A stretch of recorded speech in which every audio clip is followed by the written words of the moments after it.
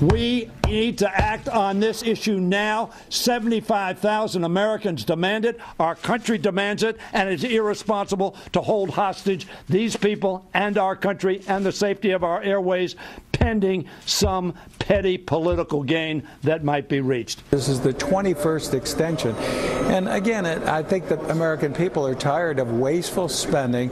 And here they're subsidizing passenger tickets up to $3,700. This is a lose-lose-lose situation that can be easily solved if Congress gets back into town and does its job. Wow, you thought the back and forth and all the fighting was over after the debt ceiling extension? It's not. 4,000 FAA employees have been furloughed. More than 70,000 construction workers on airport projects have been without pay, sent home without pay, because this FAA extension, the authorization, has not been passed. There was a bill that passed the House. It's sitting in the Senate. There are some problems. Democrats have problems with the current bill that's sitting in the Senate. The House has gone home. The Senate is now calling the House back to action, as is the president. Here is what Senator Reid, though, said about this yesterday. He was asked if a temporary extension to the FAA Act were on the floor by the end of the day, and it didn't happen. He said, will Senate Democrats accept the House version and reopen the FAA? At the end of the news conference, he said, quote, sometimes you have to step back and find out what's best for the country and not be bound by some of your own personal issues, and I'm willing to give that up. I hope the other senators would do the same. It's not the case. We're in a standoff right now. Let's bring in our panel. Steve Hayes, senior writer for the Weekly Standard. A.B. Stoddard, associate editor of The Hill, and syndicated columnist Charles Krauthammer. We all have standoff-itis, A.B., but give us a synopsis for somebody sitting at home who has to get caught up on the latest controversy of this FAA standoff. Okay, well, it's been going back to Senate passage of a bipartisan bill earlier in the winter, and it really ends up being, I don't like your version and you don't like mine. So the House on July 20th passed a short-term extension because we were at the standoff, and no one heard about it because of the debt ceiling standoff. And at that point, the Senate Democrats, they passed an extension through September 30th, so there would be no furlough, no problems, but that kicked into action a few days later because the Senate has not accepted it. The Democratic majority in the Senate is having issues with the House's version of the bill. There is dispute over cutting some funding for rural airports. There's also dispute over a labor provision, a provision that the Democrats perceive as anti-labor in the House version. So, as of tonight at 5 o'clock, the Senate Majority Leader, who you just quoted, asked House Speaker Boehner to please pass another clean version. They don't think the House version that was passed is clean enough. So, it's a continued fight over no one wants to furlough these workers, and everyone insists that they need to be paid, and it's irreparable damage to the economy, et cetera. But they are having a political argument about your version of the bill versus mine, and the Senate is the one that will not accept the one that would have prevented a furlough. That made sense. For those following at home, it's much like the cut, cap, and balance that passed the House originally in this debt ceiling back and forth. There was a bill in the Senate. The Senate didn't want to act. Senators say that this is imperative for just a clean getting these people back to work. Speaker Boehner says the only reason these jobs are at stake is because Senate Democratic leaders choose to play politics. It depends on your point of view, Steve. The bottom line is these people are out of work currently. Right. It's also the FAA can't collect these airplane ticket taxes. Some $360 million so far. It could be $1 billion if they don't resolve it until September. And what the airlines have done is just jack up the ticket prices and take the additional money into the company. Right. The airline, the ticket prices actually stay the same. It's just the airlines are getting the money and not the government.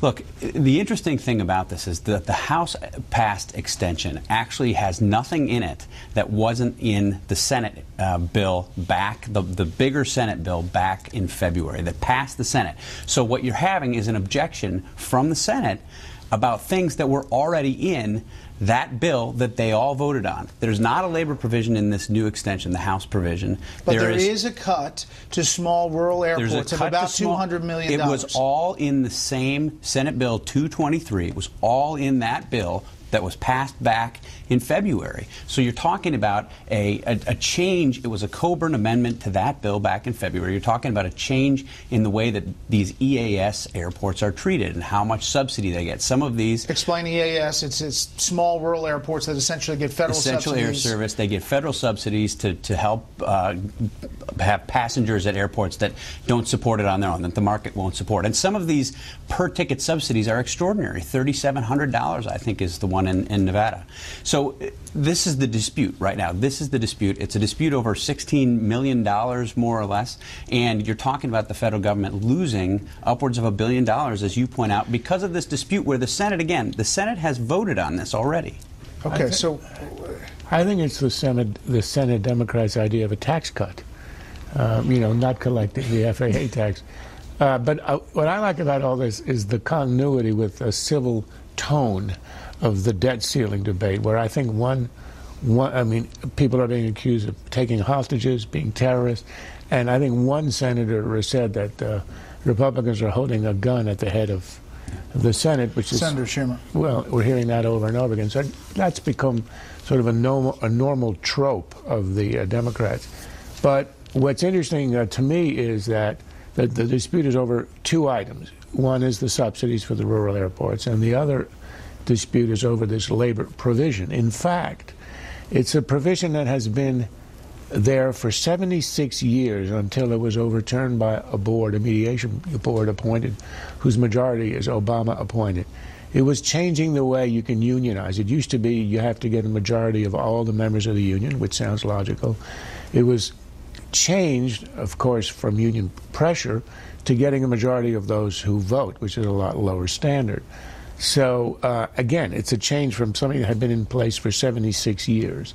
It's in tune with the way that the unions have been exerting regulatory changes under the radar in this administration, stuff it can't win in Congress, like the suing of Boeing for opening a plant in South Carolina, a non-unionized plant, and it's like the other provisions where unions are complaining about not getting enough.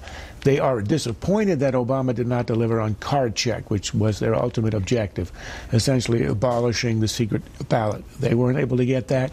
They're extracting all they can because Obama owes them a lot, and all this stuff is happening under the radar in the regulatory agencies. AB, from a Democratic point of view, is this a political winner, number one? Number two, is there something the president can do outside of Congress, a solution to this to get the folks back to work who are furloughed?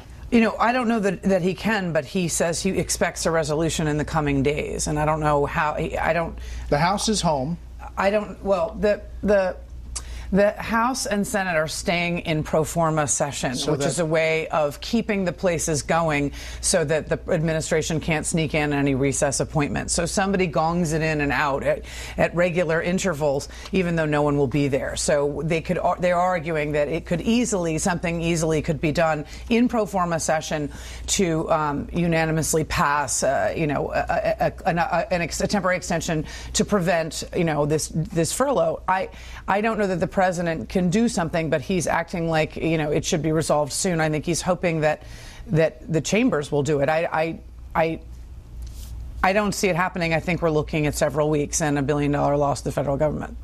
But the Senate could actually act now on this extension that they've already passed. The labor provisions are part of the dispute, but they're in a separate bill. This is a bigger long-term bill.